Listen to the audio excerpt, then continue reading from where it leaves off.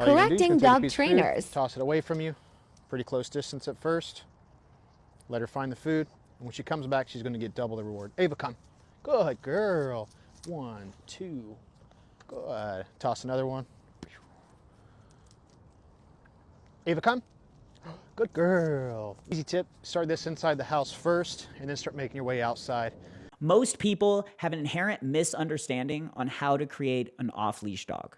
And like these people, they think that the best route is to do various generalization drills. However, from my experience, that's not the route that you want to go. It has a lot of flaws, and if you want to understand how to correctly do it, we're going to have to break it down into 2 parts. Part 1 is what to do during passive obedience.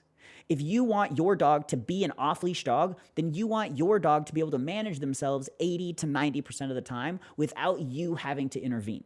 Meaning that you need to teach your dog that it's their job to pay attention to you and not your job to pay attention to them. And this takes a few months, but when done correctly, your dog will stay in a vicinity that is close enough to you, and they will always pay attention to you. So if you change directions, they will follow you and check in with you every 3 to 4 minutes in general, because that's their job, and dogs love to have an understanding of the rules of the environment as well as a job.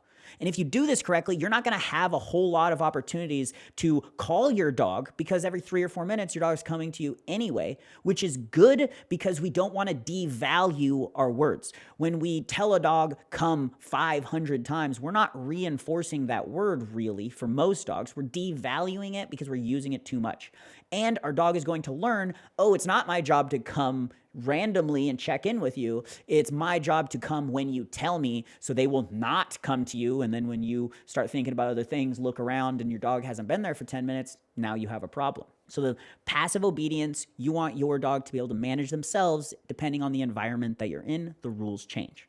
Now, our active obedience, you would think, okay, well, the recall game drills is the active obedience. It's not. Active obedience is the opportunity for your dog to work with you actively. And we like to do a position drill that you'll see a lot in protection dog training, where the dog will go into one of our 4 positions, and it's their job to stay in that position no matter how we move. It's not my job to keep my dog in that position. When I'm in an advanced situation, try and actively make my dog fail. And my dog loves winning the game and showing how good they are, because they have such a positive association with it that they will not fail. They will be rewarded, acknowledged, and they will always come to me for the opportunity to play that game because it's scarce and they have such a positive association with it. If my dog is motivated to have the opportunity to either do play training or active obedience, they will sprint to me for that opportunity. Meanwhile, when I'm not calling them, they're checking in with me every 4 minutes or so during passive obedience. I acknowledge that. That is how you create a good, solid off-leash dog.